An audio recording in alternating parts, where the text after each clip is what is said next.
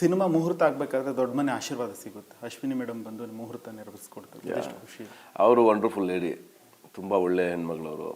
And ಅವರ blessings ಇರೋದು ಯಾವಾಗಲೂ ಹೆಣ್ಮಕ್ಳು, ಯಾವುದೇ ಹೆಣ್ಮಕ್ಳು ಬ್ಲೆಸ್ ಮಾಡೋದು ಅದು ತುಂಬ ಒಳ್ಳೇದದು ಬಹುಶಃ. ಯಾಕೆಂದರೆ ಅವ್ರು ಮನಸಾರೆ ಹಾರೈಸ್ತಾರೆ ಆ್ಯಂಡ್ ಒಳ್ಳೇದಾಗಲಿ ಅಂತ ಹಾರೈಸ್ತಾರೆ. ಅದು ಫಸ್ಟ್ ಡೇನೇ ನಮ್ಮ ಮುಹೂರ್ತಕ್ಕೆ ಬಂದಿದ್ದು ನಮ್ಗೆ ತುಂಬ ಖುಷಿ ವಿಷಯ ಅದು. We are very happy. ಆಮೇಲೆ ಅಪ್ಪು ಸರ್ ಕಂಡ್ರೆ ನಮ್ಗೆ ತುಂಬ ಇಷ್ಟ. ಯಾಕೆ ಅಪ್ಪು ಸರ್ ಜೊತೆ ನಾನು ತುಂಬ ಕೆಲಸ ಮಾಡಿದ್ದೀನಿ. ಒಂದು ಮನಸಾರೆ ಅಲ್ಲ, ಇದು ಇದು ಅದು ಪರಮಾತ್ಮ ಮತ್ತು ಅಣ್ಣ ಬಂಡಲ್ಲಿ ಕೆಲಸ ಮಾಡಿದ್ದೀನಿ. ಅವ್ರು ನನ್ನ ತುಂಬ ಇಷ್ಟಪಡ್ತಿದ್ರು. ನನ್ನ ಪರ್ಫಾರ್ಮೆನ್ಸು, ನನ್ನ ಆ್ಯಕ್ಟಿಂಗ್ ಬಗ್ಗೆ ಸಖತ್ ಇಷ್ಟಪಡೋರು ಅವರು. ಅಷ್ಟೇ ಅವರ ಡ್ಯಾನ್ಸು, ಫೈಟು, ಅವ್ರ ಪರ್ಫಾರ್ಮೆನ್ಸ್ಗೆ ನಾನು ಕೂಡ ಅಭಿಮಾನಿ ಆ್ಯಂಡ್ ನಾನು ಅಣ್ಣವರ ಅಭಿಮಾನಿ ಕೂಡ. ಹಾಗಾಗಿ ಅದೇನೋ ಒಂದು ಅವಿನಾಭಾವ ಸಂಬಂಧ ಅದು. ಅಷ್ಟು ಒಳ್ಳೆ ವ್ಯಕ್ತಿ ಇರಬೇಕಾಗಿತ್ತು. ಅವ್ರು ನಮ್ಗೆ ಮಿಸ್ಸಿಂಗ್ ಕನ್ನಡ ಚಿತ್ರರಂಗಕ್ಕೆ. ಅವರು ಇಲ್ಲದೇ ಇರೋದು ತುಂಬ ದೊಡ್ಡ ಲಾಸ್ ನಮಗೆ. ಏಕೆಂದರೆ ವರ್ಷಕ್ಕೆ 2 ಸಿನಿಮಾ ಮಾಡ್ತಿದ್ರು. ಆಮೇಲೆ ಸಿನಿಮಾ ಬಗ್ಗೆ ಸಖತ್ ಪ್ಯಾಷನ್ ಇತ್ತು ಅವ್ರಿಗೆ. ಬೇರೆ ಬೇರೆ ಥರ ಸಿನಿಮಾಗಳು ಮಾಡಬೇಕು, ಸಣ್ಣ ಸಿನಿಮಾಗಳು ಮಾಡಬೇಕು. ನನಗೂ ಹೇಳಿದರು, ನಾನು ಪ್ರೊಡಕ್ಷನ್ ಮಾಡ್ತೀನಿ ಸತೀಶ್, ನೀವು ಆ್ಯಕ್ಟ್ ಮಾಡಬೇಕು. ಹೌದು, ನನಗೂ ಹೇಳಿದರು. ಈ ಥರದ್ದೆಲ್ಲ ನಡೆದಿತ್ತು. ಅದ್ರ ಮಧ್ಯೆ ಇದೊಂದು ದುರಂತ ಆಗಿದ್ದು ನಮಗೆ ತುಂಬ ದೊಡ್ಡ ನಷ್ಟ. ನಮ್ಮ ಇಂಡಸ್ಟ್ರಿಗೇ ತುಂಬ ದೊಡ್ಡ ನಷ್ಟ ಅದು, ಕನ್ನಡ ಚಿತ್ರರಂಗಕ್ಕೆ. ಆಮೇಲೆ ಅದಕ್ಕೆ ನಾವು ಆ ಮೇಡಮ್ ಕರೆದಿದ್ದು. ಮೇಡಮ್ ಬಂದರು ಆ್ಯಂಡ್ ನಮ್ಮ ಜೊತೆ ನಿಂತ್ಕೊಂಡ್ರು. ಅದು ನಮ್ಗೆ ಒಳ್ಳೇದಾಗುತ್ತೆ. ಆ್ಯಂಡ್ ಅಗೇನ್ ನಮಗೆ ರೆಬಲ್ ಸ್ಟಾರ್ ಅಂಬರೀಷ್ ಅವರ ರೆಬಲ್ ಸ್ಟಾರ್ ಆಶೀರ್ವಾದ ನಮ್ಗೆ ಇದ್ದೇ ಇದೆ. ಮಂಡ್ಯದ ಸೊಗಡು ಸಿನಿಮಾದಲ್ಲಿ ಅಂಬರೀಷ್ ಅವರು ಇಲ್ಲದೆ ಇದ್ರೆ ಹಿಂಗೆ. ಅಣ್ಣನ ಆಶೀರ್ವಾದ ಇದ್ದೇ ಇದೆ ನಮಗೆ. ಏನಂದರೆ ಅವರ ಬ್ಲೆಸ್ಸಿಂಗ್ಸು. ಅವ್ರು ಆಲ್ವೇಸ್ ಫಸ್ಟ್ ಪಾರ್ಟಲ್ಲಿ ನೀವು ಅಬ್ಸರ್ವ್ ಮಾಡಿದ್ರೆ ಒಂದು ಇಂಟ್ರೊಡಕ್ಷನ್ ಸಾಂಗ್ ರಿಲೀಸ್ ಮಾಡ್ತೀವಿ. ಆ ಸಾಂಗ್ ರಿಲೀಸು ಅವ್ರ ಮನೆ ಒಳಗಡೆ ಮಾಡಿದ್ದು, ಅಂಬರೀಷನ ಮನೆ ಒಳಗಡೆ ಮಾಡಿದ್ದು, ಕಾಂಪೌಂಡಲ್ಲಿ. ಮಾಡಬೇಕಾದ್ರೆ ಇಡೀ ಮೀಡಿಯಾ ಇತ್ತು. ಆವಾಗ ಯಾರೋ ಮೀಡಿಯಾದ ಗೆಳೆಯರು ಕೇಳಿದ್ರು, ಅಲ್ಲ ಅಯೋಗ್ಯ ಅಂತ ರೇಟ್ ಇಟ್ಟವ್ರು ಓಕೆನಾ ಅಂತ. ಅದಕ್ಕೆ ಅಂಬರೀಷನ ಅಂದ್ರೆ ಪಿಕ್ಚರೆಲ್ಲ ರಿಲೀಸ್ ಆಗಲಿ, ಆಮೇಲೆ ಯೋಗ್ಯ ಆಯ್ತು ಹೋಗ್ರಲ್ಲಿ. ಅವ್ರ ಮಾತು ಸತ್ಯ ಆಯಿತು ನಡೀರ ಅಂತಂದರು. ಅದಾದ್ಮೇಲೆ ಪಿಕ್ಚರ್ ರಿಲೀಸ್ ಆಯಿತು. ಪಿಕ್ಚರ್ ರಿಲೀಸ್ ಆಗಿ ಹಿಟ್ಟು ಆಯಿತು. ಆ್ಯಂಡ್ ಅವರು ಸಖತ್ ಖುಷಿಪಟ್ಟರು. ಆ್ಯಂಡ್ ನಾನು ಇದನ್ನು ಕಳಿಸಿದ್ದೆ ಅವ್ರಿಗೆ. ಇದನ್ನು ನೋಡಿದ್ರೇನು ಅವ್ರದ್ದೊಂದು ಬರುತ್ತೆ, ಏನೋ ಅಂಬರೀಷ್ ಅಣ್ಣನ ಫ್ಯಾನು ಅಂತ ಒಂದು ಲೈನ್ ಬರುತ್ತೆ ಇಂಟ್ರಡಕ್ಷನ್ ಸಾಂಗಲ್ಲಿ. ಅಲ್ಲಿ ಅವ್ರು ಕಟೌಟ್ ಹಾಕಿದ್ದೀವಿ ಫಸ್ಟ್ ಪಾರ್ಟಲ್ಲಿ. ಅಗೇನ್ ಸೆಕೆಂಡ್ ಪಾರ್ಟಲ್ಲೂ ಅಂಬರೀಷ್ ಅಣ್ಣ ಇರ್ತಾರೆ. ನಾವು 10 ಪಾರ್ಟ್ ಮಾಡಿದ್ರು ನಾವು ಫ್ಯಾನ್ ಆಗಿ ಅವ್ರನ್ನ ಆರಾಧಿಸೋದು, ಆ ಪ್ರೀತಿಸೋದು ಅದು ಇದ್ದೇ ಇರುತ್ತೆ ನಮಗೆ ಆಲ್ವೇಸ್.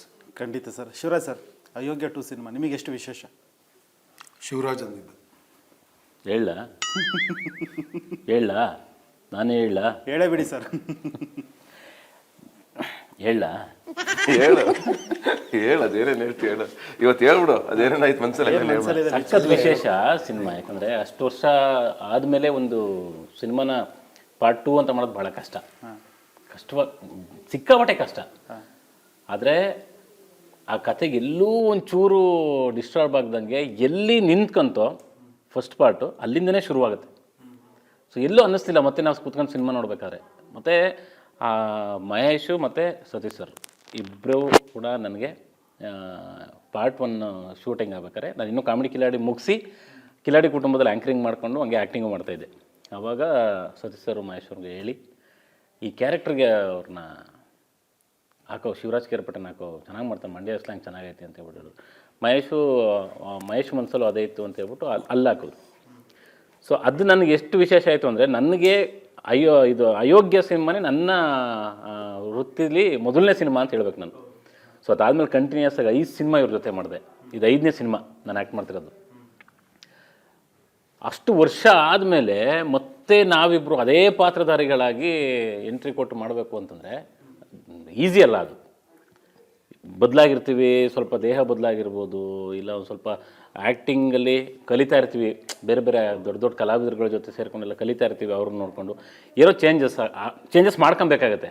ಆದರೆ ಇದರಲ್ಲಿ ಏನೂ ಚೇಂಜಸ್ ಮಾಡ್ಕೊಳ್ಳಂಗಿಲ್ಲ. ಅಲ್ಲಿ ಹೆಂಗೆ ಮಾಡಿದ್ವು ಹಂಗೆ ಮಾಡಬೇಕು. ಆ ಇನ್ನೋಸೆನ್ಸು, ಆ ಚೈಲ್ಡಿಶ್ನೆಸ್ಸು, ಆ ಪೋಲಿತನ, ತುಂಟತನ ಎಲ್ಲ ಹಂಗೆ ಎಲ್ಲನೂ ತರಬೇಕಲ್ಲ ವಾಪಸ್ಸು. ಬಟ್ ಆಫ್ಟರ್ 8 years ಹಂಗೆ ಆಗೈತೆ ಬ್ರೋ. ಬಟ್ ನಿಮ್ಮ ಅಯೋಗ್ಯ 2 ಸಿನಿಮಾದಲ್ಲಿ ಗಿರೀಶ್ ಸರ್ ತುಂಬಾ ಸೈಲೆಂಟ್ ಪಾತ್ರ ಅಂತೆ, ಏನು ಮಾತಾಡೋದೇ ಇಲ್ಲ ಅಂತೆ. ಅವ್ನು ಮೂಗ ಟೇಪ್ ಹಾಕ್ಬಿಟ್ಟಿದೀವಿ ಬಾಯಿಗೆ, ಮೂಗ ಮಾತು ಬರಲ್ಲ ಅಂದ್ರೆ ಅಷ್ಟೊಂದು ಮಾತಾಡಿಲ್ಲ ನಾನು. ಅದಕ್ಕೆ ಇಂಟರ್ವ್ಯೂ ಒಸಿ ಮಾತಾಡ್ತಾ ಇಲ್ಲ, ಅಲ್ಲಂತೂ ಮಾತಾಡಿಲ್ಲ, ಇಲ್ಲಾರ ಮಾತಾಡೋಣ ಅಂತ ಸರಿ. ಎಲ್ಲ ನೀನೇ ತಿರುಗಿ ಹೇಳ್ಬಿಟ್ಟು ನಮ್ಗೇನು ಉಳಿಸ್ದೆ ಹೇಳೋಣ. ಈಗ ಅವಲಿ ಎಲ್ಲ ಹೇಳ್ಕೊಟ್ಟಿದ್ನಲ್ಲ ಹಂಗೆ ಹೇಳ್ಬಿಟ್ಟ ಅಣ್ಣ. ಇವಾಗ ಮುಗಿತಲ್ಲಪ್ಪ, ಬನ್ರಿ ಎದ್ದೋಗೋಣ ಇನ್ನೇನು. ಹೇಳಿ ಗಿರಿ ಸರ್, ನಿಮ್ಮ ಜುಗಲ್ ಬಂದು ಹೆಂಗಿದೆ ಶಿವರಾಜ್ ಸರ್ ಜೊತೆ? ಜುಗಲ್ ನಮ್ಮಿಬ್ಬರದಲ್ಲ, 3 ಜನದ್ದು.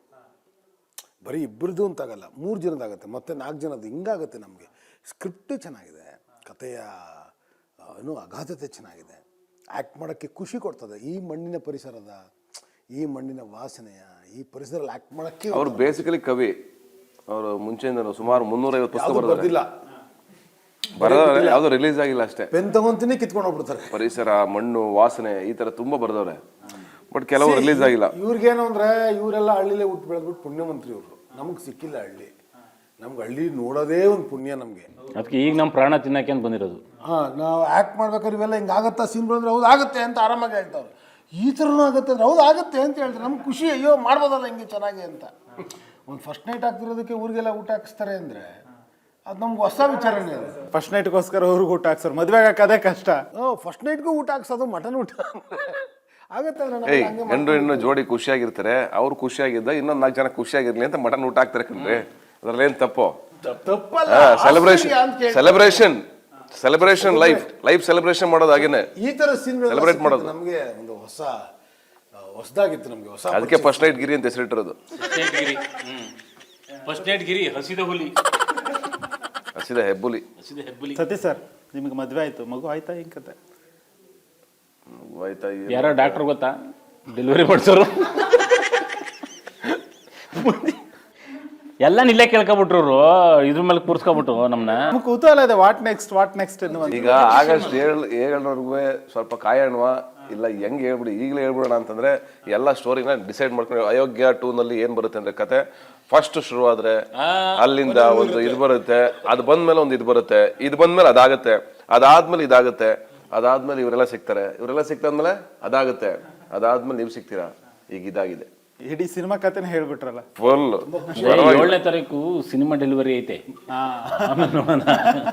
ಸತೀಶ್ ಸರ್, ಇದ್ರ ಜೊತೆಗೆ ಅಯೋಗ್ಯ 2ದಲ್ಲಿ ನಾವು ನಿರೀಕ್ಷೆ ಮಾಡೋದಕ್ಕೆ ಆಗದೇ ಇರೋಂಥ ಪಾತ್ರಗಳು ಬರ್ತವೆ, ಕ್ಯಾರೆಕ್ಟರ್ಗಳು, ಆಕ್ಟರ್ಗಳು ಬರ್ತಾರೆ ಅನ್ನುವಂಥದ್ದು. ಹೌದು, ಸರ್ಪ್ರೈಸ್ ಎಲಿಮೆಂಟ್ಗಳದು. ಅದು ತುಂಬಾ ನೀವೆಲ್ಲ ಇಷ್ಟಪಡುವಂತ ಆಕ್ಟರ್ಗಳಿದ್ದಾರೆ, ಸೂಪರ್ ಸ್ಟಾರ್ಗಳಿದ್ದಾರೆ. ಅಂದ್ರೆ ಅಯೋಗ್ಯ 1 ನಲ್ಲಿ ಇಲ್ದಿರುವಂತ ಸೂಪರ್ ಸ್ಟಾರ್ಗಳು ಇದರಲ್ಲಿದ್ದಾರೆ. ಅದನ್ನ ನೀವು ನೋಡಿದಾಗ ತುಂಬಾ ಖುಷಿ ಪಡ್ತೀರಾ. ಅದರ ಸರ್ಪ್ರೈಸ್ ಎಲಿಮೆಂಟ್ಗಳು, ಅದನ್ನ ಕಡೆವರೆಗೂ ನಾವು ರಿವೀಲ್ ಮಾಡಬಾರ್ದು ಅಂತ ಡಿಸೈಡ್ ಮಾಡಿದ್ದೀವಿ. ಅಂದ್ರೆ ಸಿನಿಮಾ ರಿಲೀಸ್ ಆದ್ಮೇಲೆ ಆ ವಿಷಯಗಳನ್ನ ರಿವೀಲ್ ಮಾಡಲ್ಲ ಅಂತ. ಅದೊಂದು ಥಿಯೇಟ್ರಲ್ಲೇ ನೋಡಿ ಅದು ಖುಷಿ ಸಿಗ್ಬೇಕು. ಅದು ವಾವನ ಫ್ಯಾಕ್ಟರ್. ಅದು ಅವ್ರು ಬಂದಾಗ ವಾವ್ ಅನ್ಸ್ಬೇಕದು. ಆ ವಾವ್ ಅನ್ಸ್ಬೇಕು ಅಂತಂದ್ರೆ ಇವಾಗಲೇ ಹೇಳ್ಬಿಟ್ರೆ ಅದು ಮಜಾ ಬರಲ್ಲ. ಆ ಎಂಟ್ರಿ, ಆ ಇದು ಪಕ್ಕ ಕಮರ್ಷಿಯಲ್ ಎಂಟ್ರಿ ಒಂದು ಬರುತ್ತೆ.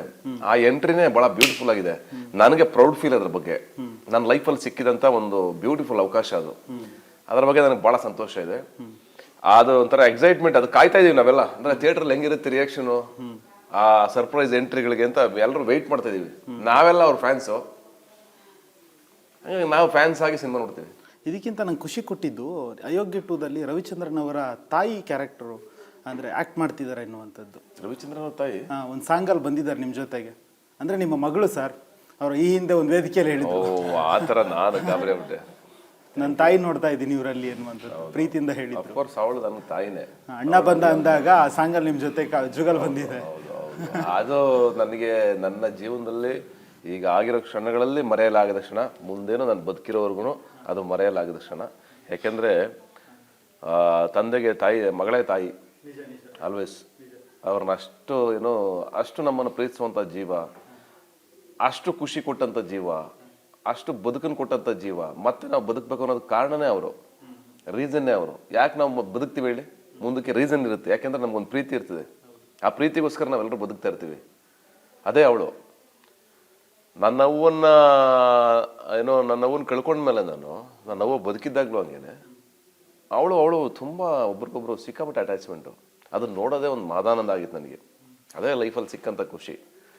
ಹಾಗಾಗಿ ಇವತ್ತು ಅವಳು ನನ್ನ ಬದುಕಿಗೆ ಅವಳೇ ತಾಯಿ.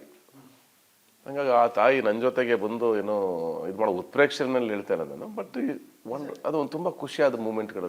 ಈಗ ಅಗೇನ್ ಕಿಲಾಡಿ ಜೋಡಿ ಕಡೆ ಬರೋದಾದ್ರೆ ಸರ್, ಅಯೋಗ್ಯ 2 ಈಗ ಆಲ್ರೆಡಿ ಆಗಸ್ಟ್ 7ಕ್ಕೆ ತೆರೆಗೆ ಬರ್ಲಿಕ್ಕೆ ಸಜ್ಜಾಗಿದೆ. ನೀವೇಗ ಸಜ್ಜಾಗಿದ್ದೀರಾ ಜನರನ್ನು ನಗಿಸ್ಲಿಕ್ಕೆ ತೆರೆ ಮೇಲೆ? ನಾವು ಫಸ್ಟಿಂದನೇ ಸಜ್ಜಾಗಿದ್ದೀವಿ. ನಾವು ಫಸ್ಟ್ ಪಾರ್ಟಿಂದಾನೆ ನಾವು ತುಂಬ ವಿ ಆರ್ ರೆಡಿ. ಒಳ್ಳೆ ಕ್ವಶನ್ ಪೇಪರು, ಒಳ್ಳೆ ಚೆನ್ನಾಗಿ ಆನ್ಸರ್ಸ್ ಬರೆದಿದ್ದೀವಿ. ಒಳ್ಳೆ ರಿಸಲ್ಟ್ ಸಿಗುತ್ತೆ ಅಂತ ನಮಗೆ ಒಂದು ನಂಬಿಕೆ ಇದೆ. ಅಯೋಗ್ಯ 1 ನಲ್ಲಿ ನಾನು ಪ್ರತಿ ಥಿಯೇಟ್ರಿಗೂ ಬಂದು ನಿಮ್ಮ ಜೊತೆ ಹೆಜ್ಜೆ ಹಾಕಿದ್ದೆ. ಈ ಸಲನೂ ಅಷ್ಟೇ. ಆ ಹೆಜ್ಜೆ ಹಾಕೋದಕ್ಕೆ ನಮ್ಮ ಇಡೀ ತಂಡ, ನಾವು 3 ಜನ ಬರ್ತೀವಿ. ಆ್ಯಂಡ್ ನಿಮ್ಮ ಜೊತೆ ಆ ಗೆಲುವಿನ ಹೆಜ್ಜೆ ಹಾಕ್ತೀವಿ. ನೀವು ಸೆಲೆಬ್ರೇಟ್ ಮಾಡ್ತೀರಾ, ನಾವು ನಿಮ್ಮ ಜೊತೆ ಸೆಲೆಬ್ರೇಟ್ ಮಾಡ್ತೀವಿ. ಪ್ರತಿ ಡಿಸ್ಟಿಕ್ಕು ನಾವು ಬರಬೇಕು ಅಂತ ಈ ಸಲ ಡಿಸೈಡ್ ಮಾಡಿದ್ದೀವಿ. ಬಂದೇ ಬರ್ತೀವಿ, ನಿಮ್ಮನ್ನು ಭೇಟಿ ಆಗೇ ಆಗ್ತೀವಿ. Thank you. ಪೂರ್ತಿ ಊಟ ಕರ್ರಪ್ಪ, ಅಂದರೆ ಎಲೆಗೆ ಬಡಿಸ್ಬಿಡ್ತೀವಿ. ಸಕ್ಕತ್ತಾಗೈತೆ, ಎಲ್ಲ ಊಟನೂ ಗಮ್ಮಂತೈತೆ. ಕೂತ್ಕೊಳ್ಳಿ, ತಿನ್ನಿ.